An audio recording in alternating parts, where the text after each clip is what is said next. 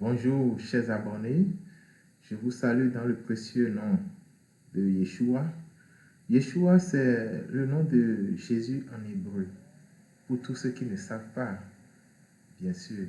Donc, son nom en hébreu, c'est Yeshua. Et à d'autres personnes, vous pouvez les rencontrer. Ils prient au nom de Yeshua. D'autres prient au nom de Jésus. C'est pareil. Donc, que ça n'étonne pas ceux qui n'ont jamais entendu ce nom. C'est son nom en hébreu. Alors, le nom de Jésus traduit dans diverses langues donne beaucoup de choses. En français, Jésus, en anglais, Jesus, et dans d'autres langues aussi. Alors, je vous salue et soyez très heureux d'être sur cette chaîne parce que ici, vous aurez la vérité qui vous a été cachée. Certains connaissent cette vérité et ne la propagent pas. Certains n'en connaissent pas et ils ont soif.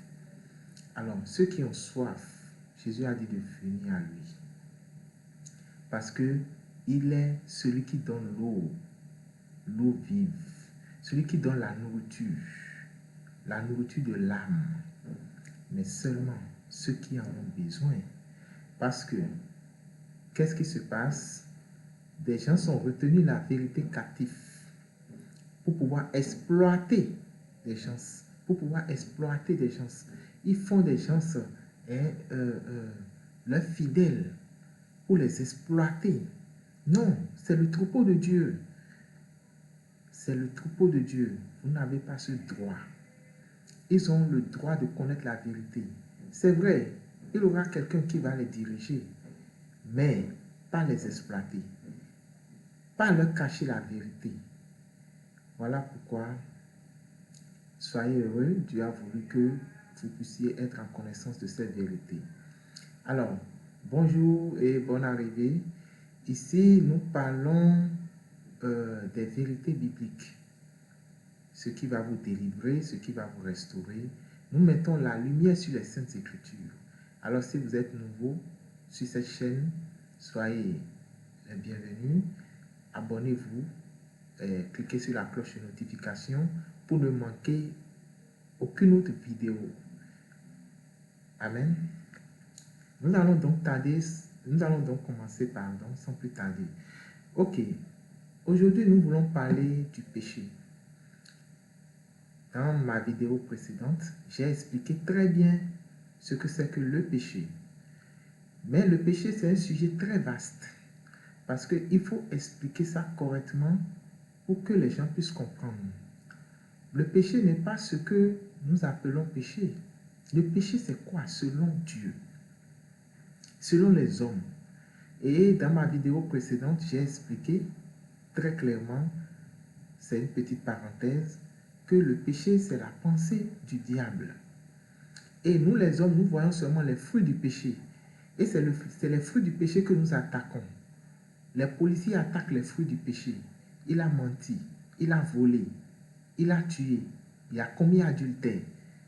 Tout ça, c'est les fruits, c'est ce qui est visible. Mais ce qui cause ça, nous ne voyons pas. C'est ça là qu'il faut attaquer. Si vous coupez un arbre, soyez sûr que vous faites du bien à l'arbre. Vous avez coupé ce que vous ne voulez pas. Vous avez coupé la branche, mais l'arbre peut encore repousser. Parce que vous n'avez pas détruit la racine. Vous n'avez pas touché la racine. C'est pour cela, tout ce qui touche, ce qui est visible là, les fruits là, vous cueillez les fruits, vous enlevez. Soyez sûr qu'un autre fruit va encore pousser. Et c'est ces fruits-là, que nous les hommes, nous voyons et nous condamnons. Mais en les condamnant, on ne vient pas en aide à celui qui est dans le péché. Il faut le sauver, il faut toucher le noyau, la racine. Alors, c'est cela que nous tentons de faire en faisant cette vidéo. Donc, nous allons parler du péché. Et voilà, nous commençons en même temps. Alors, nous allons partir dans le livre de Ésaïe. Ésaïe chapitre 1, le verset 18. Si vous avez votre Bible, n'hésitez pas à l'ouvrir. Alors, je lis ici, c'est la version Louis II. Venez et plaidons, dit l'Éternel, si vos péchés sont comme la cramoisie, ils deviendront blancs comme la neige. S'ils sont rouges comme la pourpre, ils deviendront comme la laine. Amen. Le verset 18. Alors, ici, Dieu apporte une solution. Il dit, venez, plaidons, plaidons. C'est-à-dire, les hommes sont fatigués. Ils sont fatigués du péché. L'homme ne peut pas trouver lui-même la solution au péché. Impossible. Les gens l'ont tenté, mais ils n'ont pas réussi. Après le péché, nous allons parler de la loi. Vous allez découvrir comment par la loi, les gens ont tenté de finir avec le péché. Personne ne peut pas. Personne. Alors, Dieu dit, venez plaidons. Si les péchés là sont rouges comme la cramoisie, elles deviendront blancs comme la neige. Parce que la solution est avec Dieu. La solution n'est pas avec l'homme. L'homme ne peut pas trouver solution au problème du péché. Il a besoin nécessairement du Créateur. Il a besoin de celui qui l'a fait, de celui qui l'a créé. C'est celui-là qui est le docteur, qui peut lui trouver solution.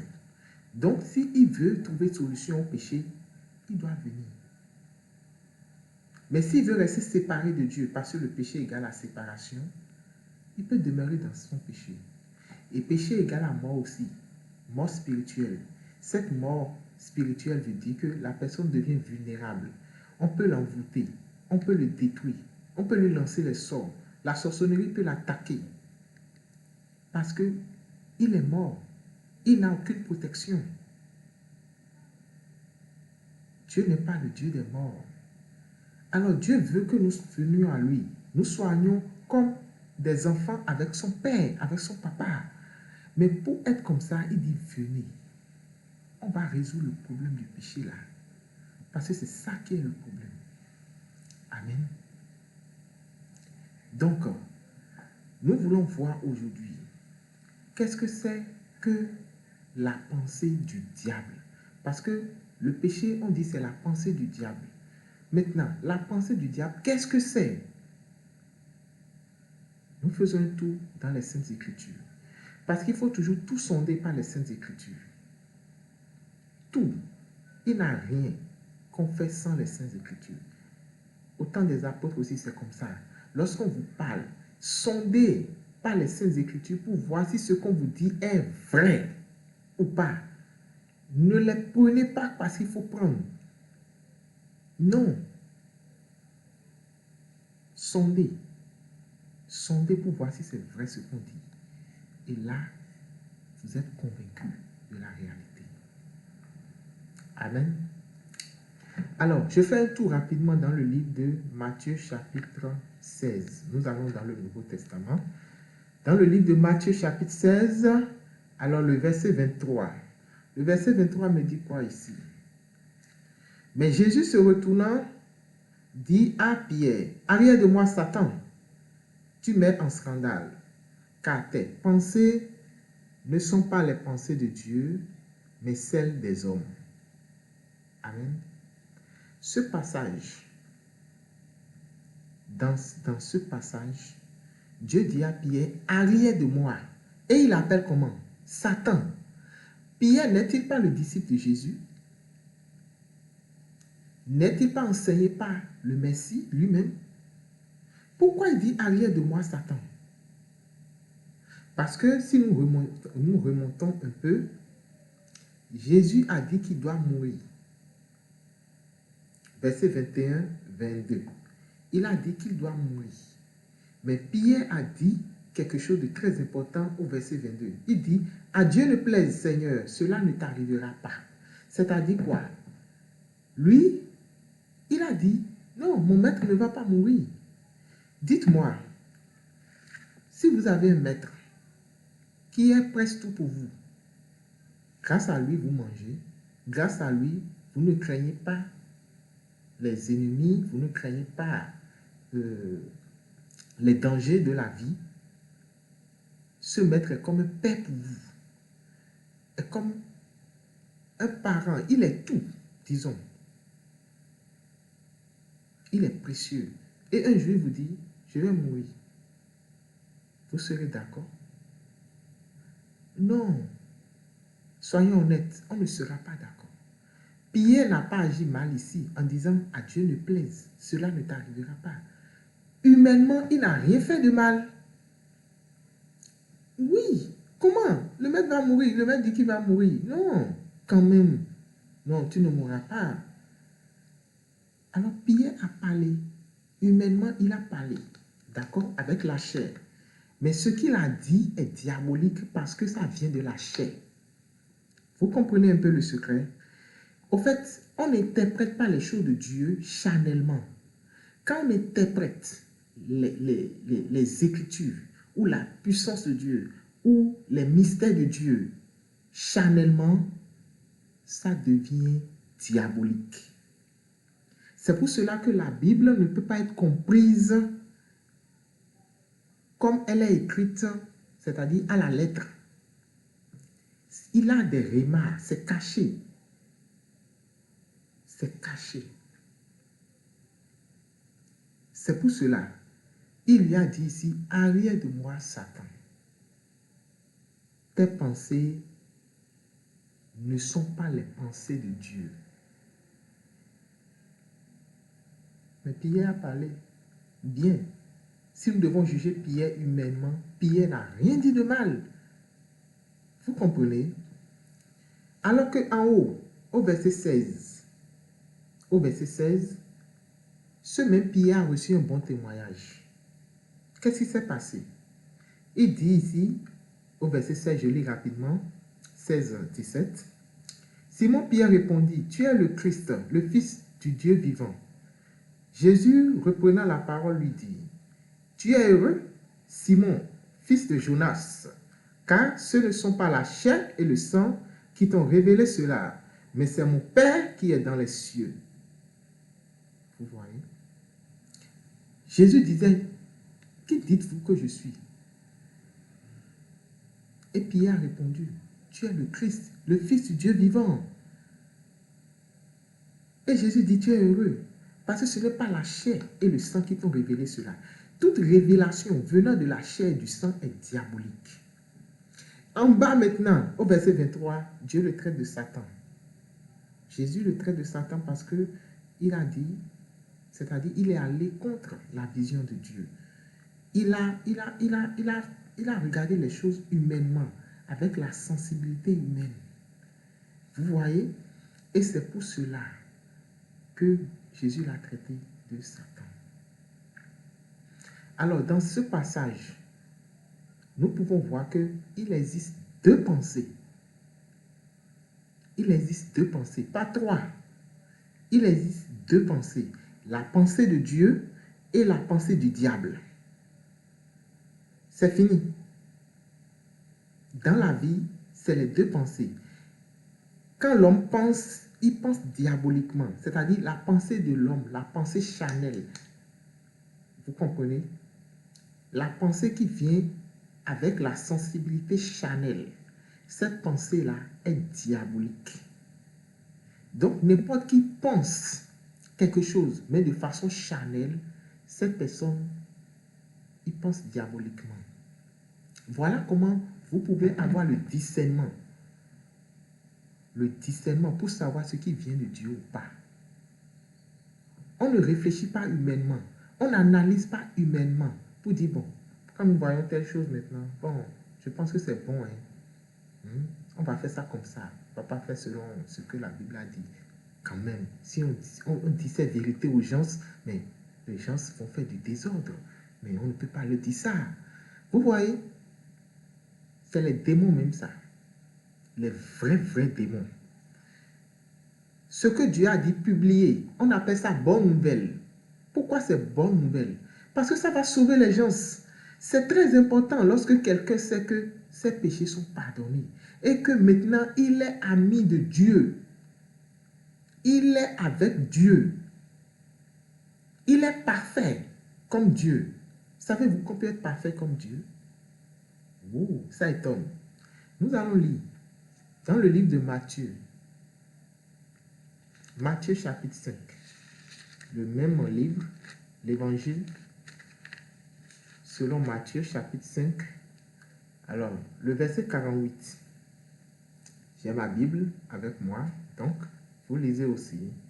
Alors, le verset 48 dit, « Soyez donc parfaits comme votre Père céleste est parfait. » Oh, ça c'est fort, je vous l'assure.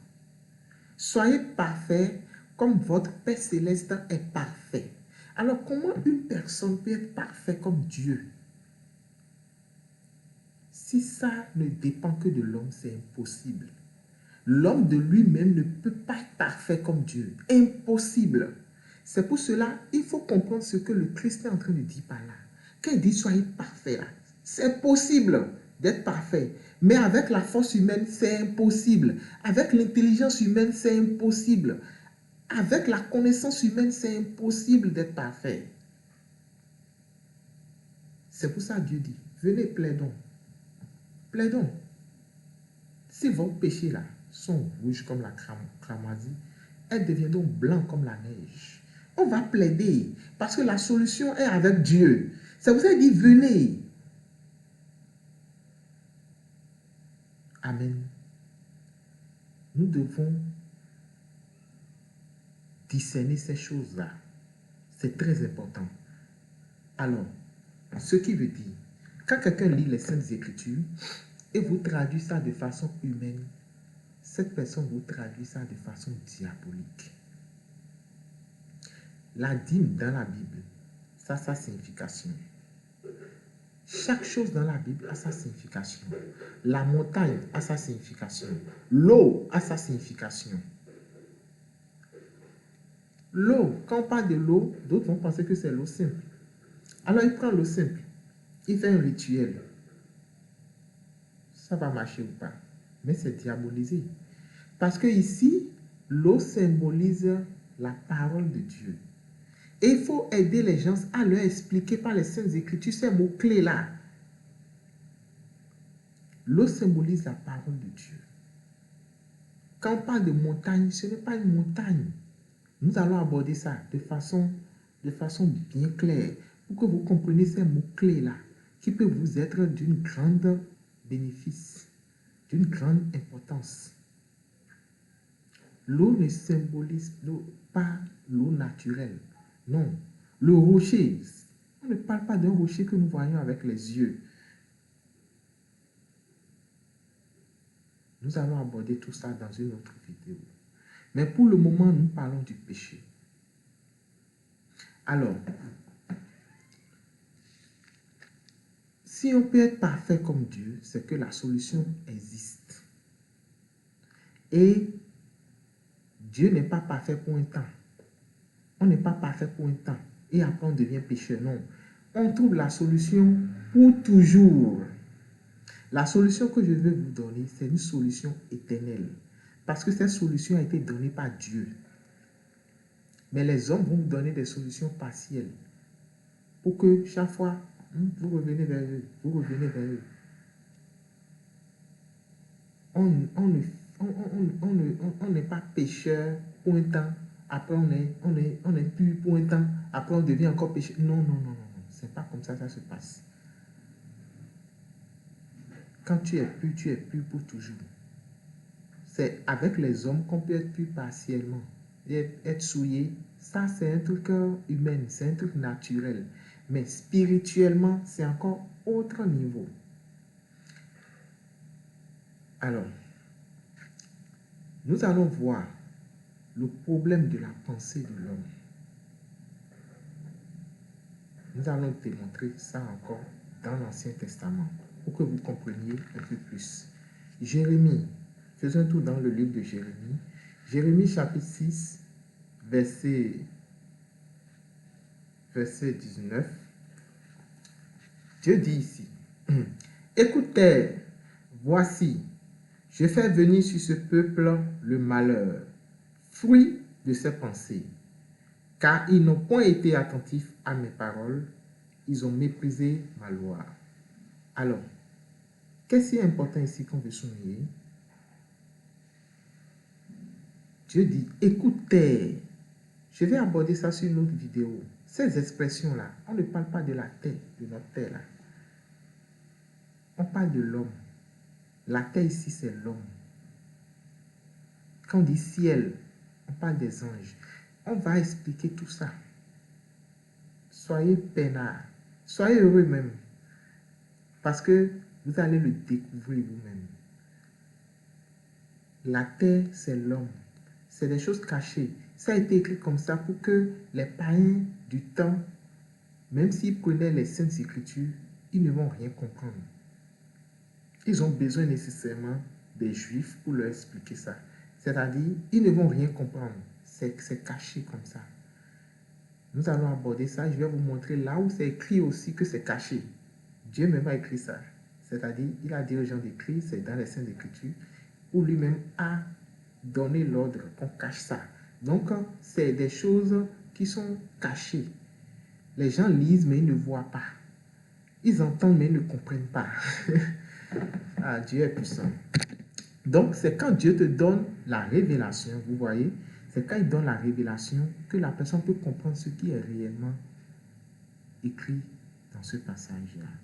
Donc, il dit que il amène le malheur. Pourquoi Dieu amène le malheur sur les hommes?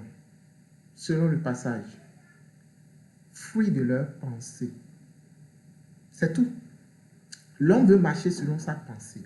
L'homme veut connaître Dieu selon sa pensée. Selon ma pensée là, telle chose c'est Dieu.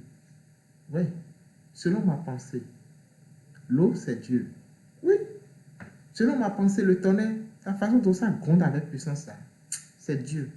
On va suivre le tonnerre. Alors, parce qu'ils pensent comme ça, Dieu les frappe de malheur.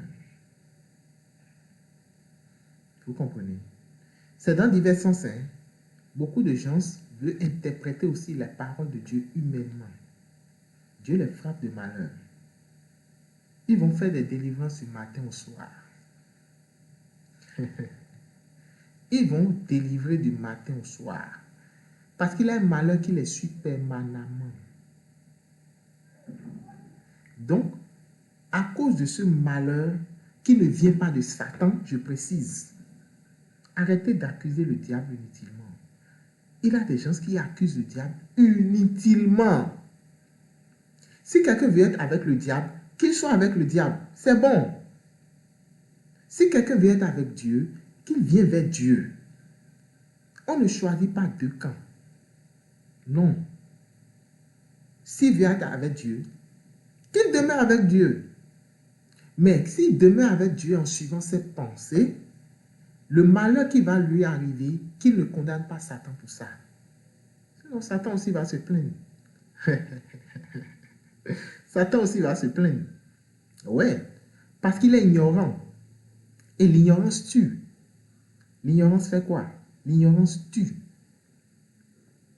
Ça tue plus vite, même que la maladie. Il ne faut pas être ignorant. C'est Dieu qui frappe ici. Et quand Dieu frappe, Satan même ne peut pas venir délivrer.